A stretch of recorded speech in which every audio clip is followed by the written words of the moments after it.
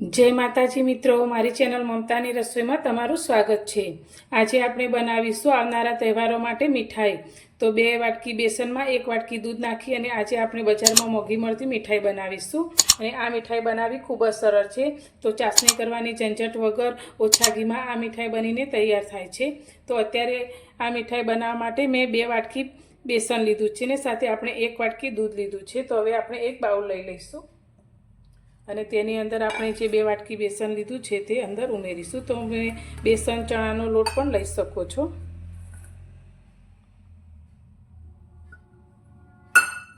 હવે તેની અંદર આપણે દૂધ ઉમેરીશું। તો થોડું દૂધ ઉમેરતા જઈ અને આપણે તેમાં મિક્સ કરીશું। તો બધું એકસાથે આપણે નથી ઉમેરવાનું, પણ થોડું ઉમેરીશું। તો બેસનની અંદર આપણે જે દૂધ લીધું છે તેને આ રીતે મિક્સરની મદદથી મિક્સ કરતા જઈશું। तो આપણે પહેલાથી બધું રેડીશું તો તેમાં લમ્સ બનશે, એટલે આ રીતે આપણે થોડું ઉમેરી અને તેને મિક્સ કરતા જઈશું। તો તમે ક્યારે આ રીતે મીઠાઈ ના બનાવી તો એકવાર જરૂરથી ટ્રાય કરજો। ખૂબ જ ઓછા ખર્ચની અંદર આ મીઠાઈ બનીને તૈયાર થાય છે અને બજાર કરતાં પણ એકદમ ચોખ્ખી અને ટેસ્ટી બને છે। તો બધું જ દૂધ અંદર આપણે ઉમેરી દઈશું।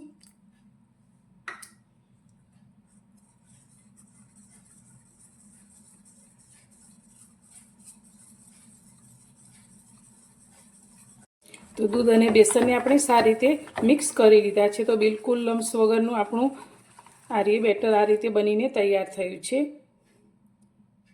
तो हवे आने आपणे ढांकी अने 10 मिनिट माटे रेस्ट आपीशुं।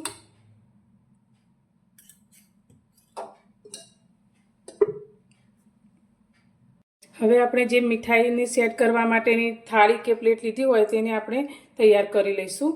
तो अत्यारे मैं आ रीते एक चौरस लंबचौरस प्लेट लीधी है। तेनी अंदर अत्यारे मैं आ रीतनुं कॉइन पेपर लीधुं छे। तमे बटर पेपर पण लई शको छो अने ते पण ना होय तो तमे थाळीनी अंदर घी पण लगावी अने तैयार करी शको छो। तो अत्यारे मैं आ रीते बटर पेपरनी जग्याए कॉइन पेपर लीधुं छे।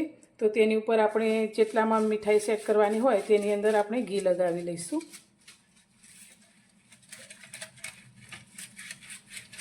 तो तमे थाळीनो उपयोग पण करी शको छो। हवे डेकोरेशन माटे अत्यारे आपणे मीठाईनी उपर आ रीते पिस्ता अने बदामना टुकड़ा पाथरी लईशुं, जेथी लुक एकदम सरस लागे छे।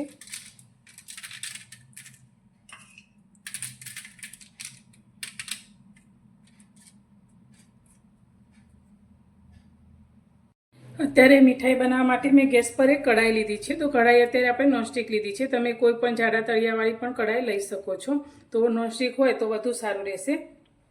हवे आपणे तेनी अंदर अत्यारे 4 चमची जेटलुं घी लीधुं छे, એટલે કે મોટી ચમચી જેટલું આપણે ઘી લીધું છે। तो बेसननी साथे घीनो टेस्ट खूब ज सरस आवे छे, એટલે અત્યારે આપણે ઘીનું પ્રમાણ એ રીતે રાખ્યું છે। તમે થોડું ઓછું પણ લઈ શકો છો। હવે ઘીને આપણે બહુ વધારે પડતું ગરમ નથી થવા દેવાનું, પણ નોર્મલ થોડું ગરમ થાય એટલે આપણે જે બેસન અને દૂધનો ગોળ તૈયાર કર્યો છે તે કઢાઈની અંદર લઈ લઈશું। તો તમે ઘી વધારે ગરમ કરશો તો બેસન તરત જ ઉપર તરવા લાગશે, એટલે આ રીતે થોડું ઠંડુ હોય ત્યારે જ અંદર લઈ લેવાનું છે।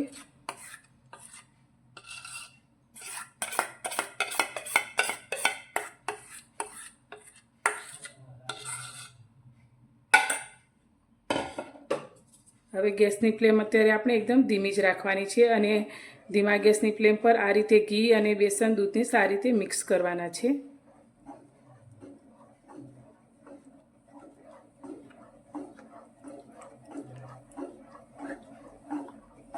तो बधुं ज घी आपणा बेसननी अंदर शोषाई जाए त्यां सुधी आपणे तेने आ रीते धीमा गैस पर शेकता जईशुं। तो आ मीठाई बनावी एकदम सरल छे। तो आने तमे पहली बार बनाता हशो तो पण एकदम परफेक्ट ज बनशे।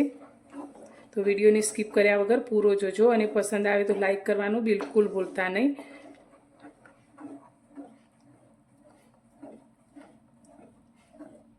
तो आ रीते हलावता तमे जोई शको छो बधुं ज घी आपणा बेसने पी लीधुं छे अने आ रीते एकदम घाटुं एवुं आपणुं मिश्रण थई गयुं छे।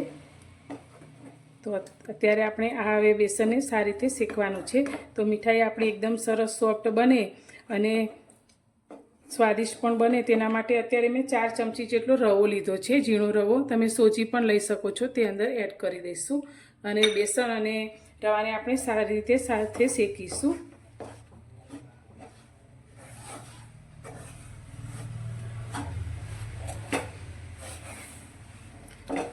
તો આ રીતે ધીમા ગેસની ફ્લેમ પર આપણે તેને શેકવાનું છે. તો બધું જ મિશ્રણ એકદમ ડ્રાય થઈ જાય અને છૂટું પડી જાય ત્યાં સુધી આપણે તેને શેકવાનું છે. તો સરસ એવી બેસનની સ્મેલ આવવા લાગે તે રીતે આપણે તેને શેકતા જવાનું છે.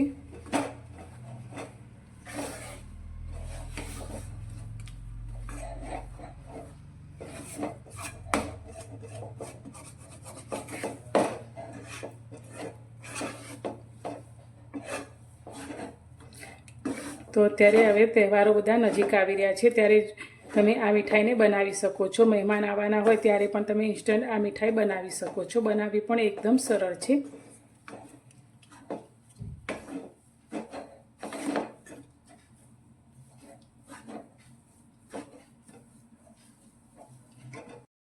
તો એકદમ ધીમા ગેસની ફ્લેમ પર આપણે રવા અને બેસન એકદમ સરસ રીતે શેકી લીધું છે. તો તમે જોઈ શકો છો પહેલાં કરતાં એકદમ ડ્રાય થઈ ગયું છે અને બેસનની શેકાવાની સરસ સુગંધ પણ આવવા લાગી છે. તો બેસનને સાથે શેકવું ખૂબ જ જરૂરી છે, તો જ આપણી આ મીઠાઈનો ટેસ્ટ ખૂબ જ સરસ આવે છે. તો આ રીતે ડ્રાય થઈ જાય અને સુગંધ આવવા લાગે ત્યાં સુધી આપણે તેને શેકવાનું છે. તો હવે અત્યારે મીઠાઈની ફ્લેવર માટે મેં ઇલાયચીનો પાવડર લીધો છે, તે અંદર ઉમેરીશું. આનાથી ટેસ્ટ ખૂબ જ સરસ આવે છે અને તમે આની આગળ બીજી બધી મીઠાઈ પણ ભૂલી જશો અને બજારની મોંઘી મીઠાઈ લાવવાનું બિલકુલ બંધ કરી દેશો અને આ મીઠાઈ ઘરે તૈયાર કરશો. એટલી ટેસ્ટી અને સરળ રીતે બનીને તૈયાર થાય છે. તો આ રીતે એકદમ સરસ એવું બધું ડ્રાય થઈ જાય ત્યાં સુધી આપણે તેને શેકવાનું છે. તો તમે જોઈ શકો છો સરસ એવું બધું શેકાઈ ગયું છે. તો હવે ગેસની ફ્લેમ અત્યારે આપણે બંધ કરી દઈશું. તો અત્યારે આપણે ગેસ પર એક તપેલી લીધી છે. હવે તેની અંદર આપણે જે વાટકીથી બેસન લીધું હતું તે વાટકી ભરી અને ખાંડ લીધી છે. તો ખાંડ તમે તમારા ટેસ્ટ પ્રમાણે વધારે કે થોડી ઓછી પણ લઈ શકો છો. હવે આપણે જેટલી ખાંડ લીધી છે તેનાથી અડધું એટલે કે અડધી વાટકી પાણી ઉમેરીશું અને આને આપણે સારી રીતે ગરમ કરીશું. તો આની આપણે કોઈ 1 તાર કે 2 તારની ચાસણી બિલકુલ નથી કરવાની, પણ ખાંડને આપણે સારી રીતે પાણીની અંદર ઓગાળવાની છે.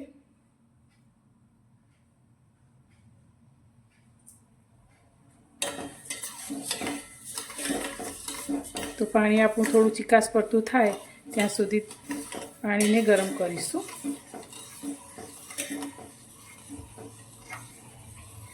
તો અહીંયા પાણી આપણું ઉકળી ગયું છે અને ખાંડ પણ સારી રીતે ઓગળી ગઈ છે. તો હવે આપણે ચમચીમાં થોડું પાણી લઈ અને તેને ચેક કરીશું. તો આ રીતે જોઈએ તો મધ જેવું ચીકણું થયું છે. કોઈ ચાસણી આપણી કરવાની નથી. તમે જોઈ શકો છો કોઈ તાર નથી બનતો, પણ આ રીતે મધ જેવું ચીકાશ પડતું પાણી થયું છે. તો ગેસની ફ્લેમ હવે આપણે બંધ કરી દઈશું. હવે આપણે તૈયાર કરેલું ખાંડનું પાણી કડાઈની અંદર લઈ લઈશું અને સારી રીતે મિક્સ કરીશું. તો અત્યારે ગેસની ફ્લેમ બંધ છે.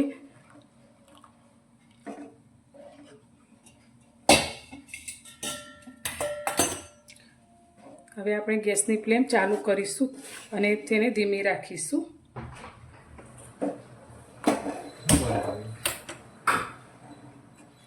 અને ધીમા ગેસની ફ્લેમ પર હવે આપણે તેને સારી રીતે મિક્સ કરીશું.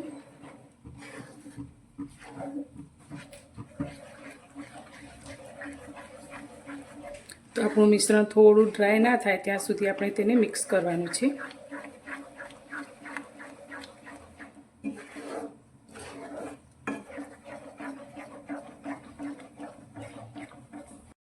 તો આપણું આ મીઠાઈનું મિશ્રણ આ રીતે ઘટ થઈ ગયું છે અને તમે જોઈ શકો છો આ રીતે કડાઈને છોડવા લાગ્યું છે.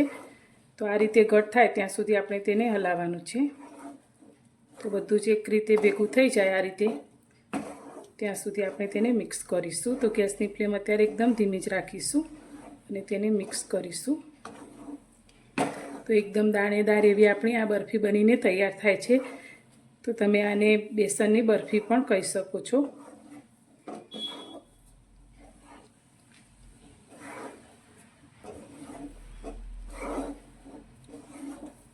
તો આ રીતે ઘટ થઈ ગઈ છે. તો હવે આપણે ગેસની ફ્લેમ બંધ કરી દઈશું. હવે હવે આપણે જે મીઠાઈ સેટ કરવા માટે ટ્રેને તૈયાર કરીને રાખી છે તેની અંદર આપણે બનાવેલી મીઠાઈને લઈ લઈશું અને આ રીતે તેને પાથરીશું.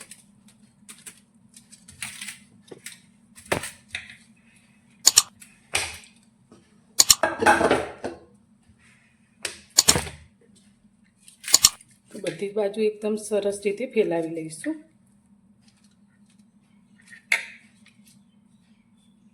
તો તમારે જે રીતે જાડી પાતળી રાખવી હોય તે રીતે તમે સેટ કરી શકો છો.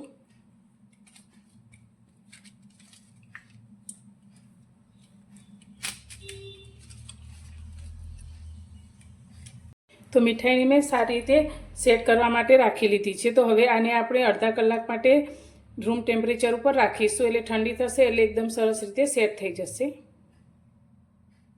તો મીઠાઈને સેટ કરવા રાખી આપણે અડધો કલાક જેટલો સમય થઈ ગયો છે અને મીઠાઈ આપણી એકદમ સરસ રીતે ઠંડી પણ થઈ ગઈ છે અને સેટ પણ થઈ ગઈ છે. તો હવે આપણે આ મીઠાઈને એક થાળીની ઉપર લઈ લઈશું. તો મીઠાઈને હવે આપણે થાળીની ઉપર લઈ લીધી છે. તો હવે તેમાંથી આપણે પીસ કરીશું. તો જે સાઈઝના આપણે પીસ કરવા હોય તે રીતે આપણે કરી શકીએ છીએ.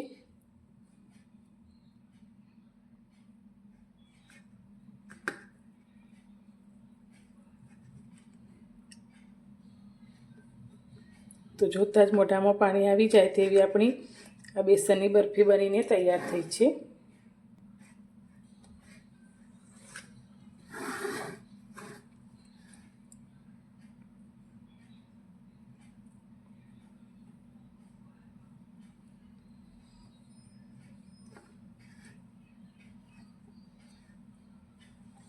તો અત્યારે આપણી આ મીઠાઈ થોડી સોફ્ટ છે, પણ જેમ ઠંડી થશે તેમ એકદમ સરસ એવી તૈયાર થઈ જશે.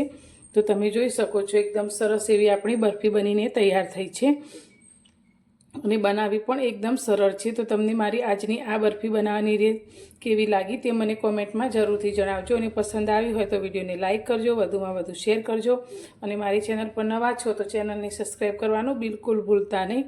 તો ફરી મળીશું એક નવી જ રેસીપી સાથે નવા વિડીયોમાં.